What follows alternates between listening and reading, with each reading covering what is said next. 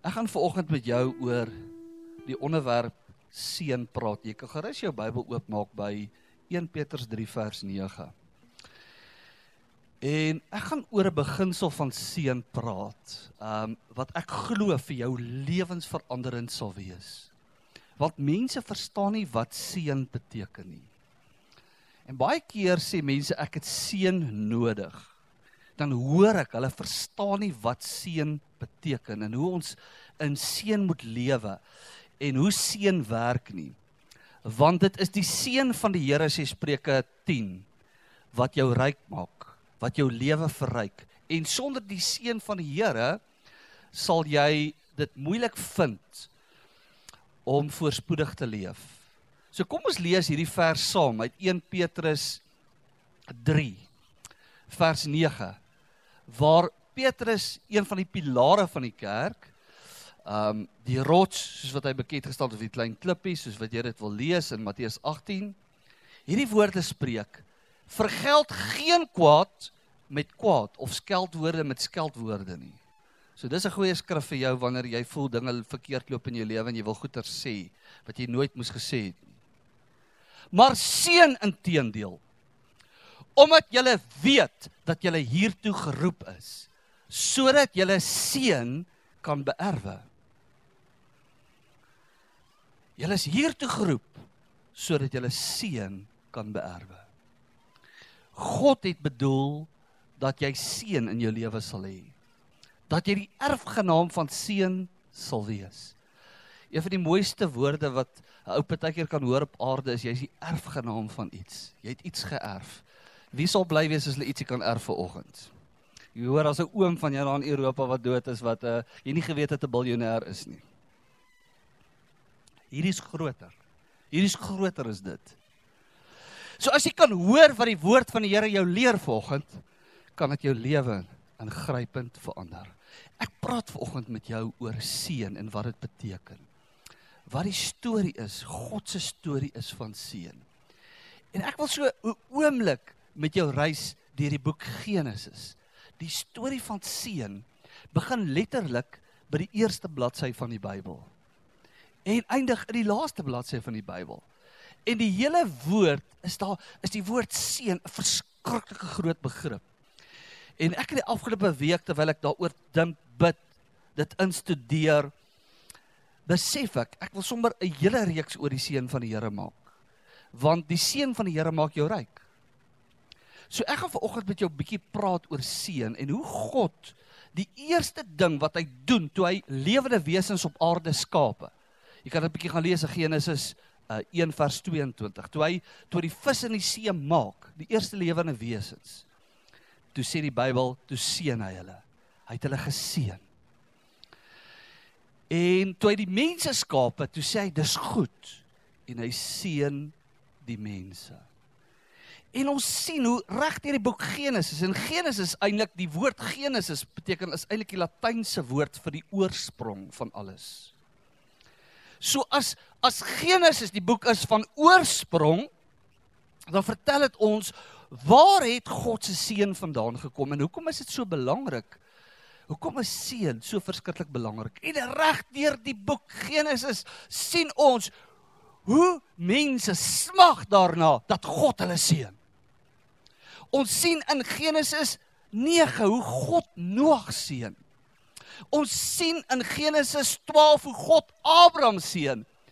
En 'n verrassing vir almal, hoe hy Ismael seën in Genesis 17. Ons sien in Genesis 27 die verskriklike hartseer storie van Jakob en Esau en hoe hulle 'n worstelstryd het om die seën van die Here oor hulle lewens te kry, en hoe Jakob vir Esau bedrieg om sy seun te kry, en hoe Esau sy eersgeboorte seun weg verkwansel vir 'n pot lensiesop. En eindig amper Genesis 27 met hierdie storie van waar Esau sy pa smeek, seën my ook pa asseblief, ek het jou seën nodig. Ons sien reg deur die boek Genesis, inteendeel, en ek kan baie stories van seën in Genesis aanhaal. Maar ons sien hoe Genesis eindig. Die laaste hoofstuk van Genesis 50, is die storie van Josef se dood. Maar die laaste betekenisvolle inskrywing van die boek Genesis is Genesis 49, waar Jakob begin om sy seuns te seën, een na die ander. En hoe hy selfs nie net sy 12 seuns seën nie, hoe hy Josef se 2 seuns, Efraim en Manasseh seën. So, ons moet vir onsself die vraag vra, as seën so groot is, en dit begin by God, hoekom is dit nie groot by ons nie? Want ons dink tradisioneel in ons koppe, ons moet maar net bid vir seën. Dis nie Bybels om te bid vir seën nie. En jy gaan dit vanoggend hoor, hoe werk seën? Dis nie Bybels om te bid vir seën nie. Seën is iets wat jy spreek. En jy gaan vanoggend hoor, en jy hoor ook baie duidelik, reg deur die Nuwe Testament, en Jesus eie woorde, hoe hy praat van, jy moet jou vyand moet jy seën en nie vervloek nie. En Petrus sê, julle is hiervoor bestem, julle is hiervoor geroep, om te seën, sodat julle seën kan beerwe. En baie keer is die rede, hoekom mense nie geseënd is nie, is omdat hulle nie in die seën van die Here leef nie. Want vir jou om geseënd te wees, beteken nie jy moet bid daarvoor nie. Jy moet seën, want wanneer jy seën, is dit 'n saad wat jy plant, wat terugkom na jou toe se oes. En ons gaan vanoggend daaroor praat, kortliks. Ek bedoel, ek kan nie vanoggend lank daaroor praat nie, maar ek sal eendag, sal ons 'n bietjie 'n reeks van boodskappe doen oor seën. Maar ek wil 'n bietjie met jou praat oor seën vanoggend. Wat is 'n seën? Kom ons kyk net vinnig na wat, of kom ons staan net 'n oomblik daar staan. Wat is die gevolg van 'n seën? Wat is die gevolg van 'n seën? Seën maak God se krag en God se voorsiening los in jou lewe. Seën het 'n kragtige uitwerking. Die Bybel sê nie verniet in Spreuke 10, dat die seën van die Here maak ryk, en moeitevolle arbeid voeg daar niks by nie. En as jy nou 'n storie van seën wil lees, gaan lees 'n bietjie die storie van Abraham se seën, hoe God aan hom beloof het, dat hy gaan hom seën, en hy gaan hom so seën, dat die mense, dat hy 'n seën gaan wees. Mense wat hom gaan seën, gaan geseënd wees, mense wat hom vloek, gaan vervloek wees. Nou moet jy ietsie verstaan, van die Joodse volk. Die Joodse volk is tot vandag toe, ten spyte van al die vervolging wat teen hulle was, en alles wat nou tans in Israel gebeur, is die Joodse volk een van die mees geseënste volke op aarde. Weet jy dit? Hulle is een van die kleinste volke op aarde. Ek dink die Jode word geskat op iets maar soos 14 miljoen mense. Dis die kleinste volk op aarde. Maar het jy geweet, as jy die lys van Nobelpryswenners gaan lees, is meer as 80% van Nobelpryswenners is Jode. Het jy dit geweet? Het jy geweet dat die Jode die ekonomie van die wêreld eintlik so in vashou? Hulle is baie ryk, hulle is baie geseënd, hulle is baie voorspoedig. En mens wonder of dit is omdat hulle verstaan hoe seën werk. Want as jy met 'n Jood gaan praat vandag en vra hoe werk seën, gaan hy jou presies verduidelik, maar Christen weet nie hoe werk seën nie. 'n Jood kan presies weer vertel, elke week, op Shabbat, Vrydag aand, seën hy sy hele familie. Hy weet om sy familie te seën. En dit maak 'n geweldige verskil in daardie Joodse kind se lewe. Ten spyte daarvan dat hulle nie Christene is nie, ten spyte daarvan dat hulle aan 'n halwe boodskap vashou, is hulle die mees geseëndste nasie op aarde. So die gevolge van seën is dat jou lewe verander, jou huwelik verander, jou omstandighede verander, jou finansies verander, jou gesondheid verander. Daar's 'n geweldige gevolg van seën, en ons kan ure lank daaroor praat, maar is gevolg van seën. So vanoggend, gaan so een skyfie aan, dankie Edouan. Wat is 'n seën? Wat is 'n seën?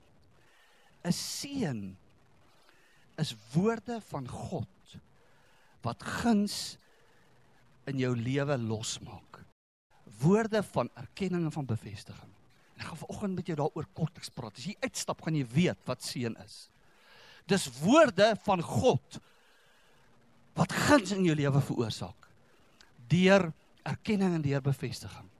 So seën is 'n woord is seën. En daarom sê God in Numeri 6, en dit wat ons vanoggend met hierdie kinders gedoen het, moenie vir een oomblik dink wat ons vanoggend hier gedoen het, is tradisie vir ons nie, glad nie. Ons glo dat daai gebed wat ons uitgespreek het, daardie seën wat ons uitgespreek het tot daardie kinders, gaan 'n kragtige invloed op hulle nou hê en in die toekoms. Hulle lewe sal nie normaal wees nie. Hulle lewe sal buitengewoon wees weens die seën. So wat is 'n seën? Dit is 'n woorde van God. Toe God die mens geseën het, het hy woorde oor mense gespreek, oor diere gespreek, wat 'n geweldige invloed op hulle toekoms gehad het. En as jy kan leer om die woorde van God te vat en dit te spreek oor jou lewe, het dit 'n geweldige impak op jou lewe. 'n Geweldige impak op jou lewe, want jy gaan dit nou hoor. Die woord van God sal nie lewe terugkeer nie. Die woord van God is lewendig. Die Bybel sê in Hebreërs 11, God het gespreek en dit was so. En daarom sal jy sien dat daar 'n groot erns by mense in Genesis was, oor om die seën van die Here oor hulle lewens te hoor. Want as die Here woorde oor jou lewe gespreek het, gaan jou lewe anders wees. Daar's 'n krag in jou lewe. So vanoggend praat ek met jou oor seën. 'n Belangrike vraag is, as ons sê, dis woorde, wat 'n soort van woorde is dit? Kom ons kyk na die inhoud. Wat is in 'n seën? Wat is in 'n seën? Daar's twee goed, as jy gaan lees in Genesis 1, is daar twee goed in 'n seën. Die eerste belangrike ding is, daar is erkenning. Daar's erkenning. En daardie erkenning is 'n klomp goed in my en jou lewe. Maar jy sien dit in God se voorbeeld in Genesis 1 vers 31. Die Bybel sê, en God het teruggestaan en gesê, dit is goed. Hy het die mens aanvaar net soos wat die mens was. Hy het die mens liefgehad net soos wat hy of sy was. Hy het die mens omhels net soos wat hulle is. Daar was 'n erkenning van dit is goed. Maar die tweede betekenis van seën, en regtig die Bybel sien jy dit, is bevestiging met oog op die toekoms.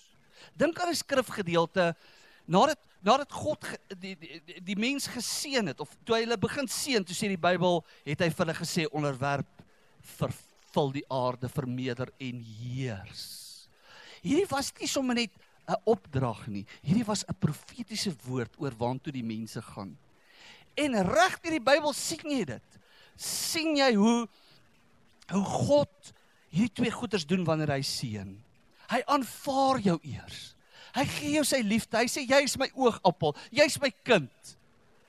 My aandag is op jou. Ek bewonder jou. Jy's volmaak geskape. Jy's volmaak in jou moeder skoot aan mekaar geweef. Daar's erkenning. Maar dan is daar ook bevestiging met die oog op die toekoms. En ek kan nie lank daaroor praat vanoggend nie, want ek wil by my punt uitkom. En ek sal eendag, beloof ek jou, sal ek lank daaroor praat en preek en jou mooi leer oor hoe om dit te doen. Maar hier is die waarheid. Gaan lees 'n bietjie die verhaal van Jakob wat vir Manasse en Efraim geseën het in Hebreërs 11. Ek dink dit is Hebreërs 11 vers 17. Sê die Bybel, hy het vir Manasse en vir Efraim geseën met die oog op die toekoms. Hy het iets in werklikheid geroep in die toekoms. So wanneer jy seën, is dit twee goed vanoggend. Dit is om 'n persoon te erken, die positiewe kant in daardie persoon raak te sien. Maar dit is ook om ietsie van die toekoms na die persoon in te spreek, om 'n positiewe verwagting oor daardie persoon se toekoms los te maak. Jy weet, ons verwagting, dit wat ons sê vir mense, dit wat ons verwag van mense, verander hulle lewens en hulle toekoms. Wat is vloek? Vloek is presies die teenoorgestelde van dit.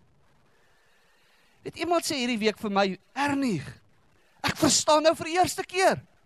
Sonder om my kind te vloek, het ek my kind vervloek. Baie mense vervloek hulle kinders. Dan wonder hulle oor hoekom hulle kinders so uitdraai. Want, moet nie nou skrik as ek dit sê nie. Hoor, wat is 'n vloek? 'n Vloek is as ek voor my kind staan en ek aanvaar nie my kind nie. My kind voel ek verwerp hom of haar. Ek sê vir my kind, dis nie goed nie. Jy's nie goed nie. En daardie kind voel minderwaardig en verwerp. Dis 'n vloek. Dis die presies teenoorgestelde van seën. Wanneer ek na die kind se toekoms kyk en sê, my kind, jy gaan nêrens heen met jou lewe nie. Al lyk dit vir jou soos die waarheid, dat jou kind droog maak, en dat jou kind verkeerde besluite maak, mag dit nooit in jou mond wees, dat jy profeties met 'n negatiewe verwagting na jou kind toe projekteer nie. Want jy maak sy toekoms, jy verklaar sy kind, sy toekoms nietig. Baie ouers vloek nie hulle kinders nie. Hulle gebruik nie 'n vloekwoord teenoor hulle kinders nie, maar hulle vervloek hulle kinders se lewe, deur om hulle kinders onseker te laat voel, hulle kinders nie te aanvaar nie, of mense in hulle lewens nie te aanvaar nie. Dis nie nou net vir ouers waaroor ek praat vanoggend nie. As jy 'n ander persoon minderwaardig laat voel dat dis nie goed nie, hy of sy is nie goed nie, is jy besig om daardie kind, daardie persoon se lewe te vernietig. Jy's besig om daardie persoon te vervloek. Daarom dat Jesus sê, seën, moet nooit vloek nie. Moet nooit 'n ander persoon laat voel, hy of sy is nie goed genoeg nie. Maak nie saak wat hulle verkeerd doen nie. Kyk na die positiewe kant van alles.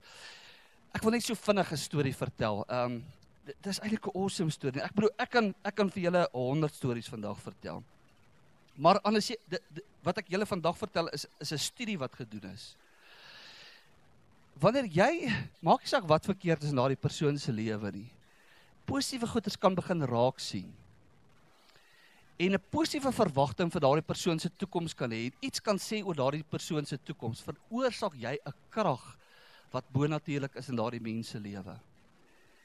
En in 'n sekere universiteit in die VSA is daar navorsing gedoen, en dit is wat hulle gedoen het. Dis letterlik wat hulle gedoen het. Hulle het die klasse, en ek kan nie onthou in watter dissipline was dit by die universiteit nie, maar die klasse was verdeel gewees van 'n A-klas, wat die supergeniale kinders was, wat daar gestudeer het in daardie universiteit, tot in, kom ons sê, 'n Z-klas, wat absoluut die uitvallers was. Dit was die kinders gewees, wat die universiteit geantisipeer het, sal nie die eerste kwartaal, die einde van die eerste kwartaal sien nie. Hulle gaan uitval, hulle gaan dit nie maak nie, en so aan. So, toe besluit hulle om 'n navorsing te doen. Hulle roep die professor aan die begin van die jaar in en sê, ons wil net vir jou sê dat ons Z-klas, wat eintlik die kinders is wat nou wanpresteerders is, wat dit nie gaan maak die eerste kwartaal nie. Ons wil vir jou sê dat die Z-klas, ons het hom bietjie verskans hierdie jaar. Die Z-klas is die supergeniale kinders van hierdie universiteit. As jy in die klas instap, gaan jy sien dat hierdie kinders anders is. Hulle is weird, maar hulle is weird omdat hulle geniaal is. En jy moet hulle asseblief met groot respek behandel, want ons het hulle geheadhunt reg oor Amerika en hulle na ons universiteit toe genooi. Nou moet jy onthou, hierdie is eintlik die losers, maar hierdie professor begin glo dat hierdie kinders is super geniaal. So ons verwag dat hierdie kinders gaan alle universiteite se kinders uitpresteer. En daai professor stap in daai klas in met hierdie attitude van hierdie kinders. So die eerste dag toe hulle nie hulle huiswerk doen nie, toe dog hy al het nie nodig om huiswerk te doen nie, want hulle is so geniaal. En hy raas nie met hulle nie. En hy begin hierdie goeters oor hulle te spreek. Hy werk met respek en met verwagting. En hy begin positiewe goeters in hulle raak te sien. En hy begin verwagtings los te maak in daardie klas. Hier is die uitkoms van daai studie. Aan die einde van die jaar was die Z-klas die beste prestasie na hele universiteit gewees. Dit is wat seën doen. Dit vertel vir jou iets van seën. Jou toekoms word verander deur seën en vloek. Jy kan jou kind se toekoms verander. Deur die woorde wat jy spreek. Daarom sê Spreuke 18 vers 21, dood en lewe is in die mag van die tong en elkeen wat dit graag gebruik sal die vrug daarvan eet. Jy het in jou tong, het jy die vermoë om seën te spreek, maar jy het die vermoë om ook vloek te spreek. En jy kan deur jou woorde kan jy skep, en kan jy lewe bring. En deur die woorde kan jy dood bring. Jakob het na sy 2 klein seuns gekyk en gesê, ek gaan lewe spreek met die oog op die toekoms. Hebreërs 11 vers 20. Ek gaan afeindig. Die Efesiërs sê dat ons is geseën met alle geestelike seëninge in die hemel. Het jy al gewonder wat is daai geestelike seëninge waarmee jy jou familie kan seën? Nou, op die preeknotas. Gaan net gou daai skyfie af. Daar's hy. Jou seën in die Bybel. Daar's geestelike seëninge wat jou deel is. Ek kan nie dit vanoggend deurwerk nie. Op die preeknotas het ek dit gaan neerskryf van jou wat jy oor jou familie kan bid en kan spreek. Reg deur die Bybel is daar 'n klomp goeters wat jou deel is. Maar ek wil afeindig by die skrif waarmee ek begin het. 1 Petrus 3 vers 9. Dankie Edouan. 1 Petrus 3 vers 9. Vergeld nie kwaad met kwaad of skeldwoorde met skeldwoorde nie. Maar seën inteendeel. Omdat julle weet dat julle hiertoe geroep is, sodat julle seën kan beerwe. Wie van julle wil seën beerwe? Here, ons wil seën beerwe, meer as ooit van tevore. Ons volk het u seën nodig. Ons het u seën nodig. Ons wil uitroep, soos Esau, toe hy sien hy mis sy vader se seën. Ons wil uitroep, soos Esau sê, Vader, seën my ook. God wil jou seën vanoggend. En ek het 'n seëngebed, kom ons noem dit 'n gebed, ek het nou soos kan dit nie bid nie, 'n seënwoord vir jou geskryf vanoggend. Ek wil jou vanoggend seën aan die einde van hierdie boodskap. Ek gaan vir jou bid, maar daarna wil ek jou seën, 'n woord wat ek uit my hart uit vir jou geskryf het. Want ek besef, ek wil jou die vraag vra, wanneer laas het jy geseën? Intentioneel gegaan en gesê, ek seën nou. Ek seën nou. Miskien is dit hoekom jy nie seën beerwe nie. Hoekom jy nie geseënd is nie. So ek besef, ons moet dit gereeld doen, ons moet gereeld seën. Ons moet gereeld seën. So ek het 'n seën geskryf, waarmee ek jou gaan seën. Maar miskien moet ons die diens eers voordat ons dit doen, en moet ons eers net 'n commitment maak om te seën en nie om te vloek nie. En net daar wie jy is, buig jou hoofd, sluit jou oë en kom ons bid saam. Here, dankie dat u deur u woord vir ons vanoggend geleer het wat seën is. Gunstige woorde van God, van erkenning en van betekenis, van bevestiging vir die lewe wat vir ons voorlê. Here, help ons om te seën en nie om te vloek nie.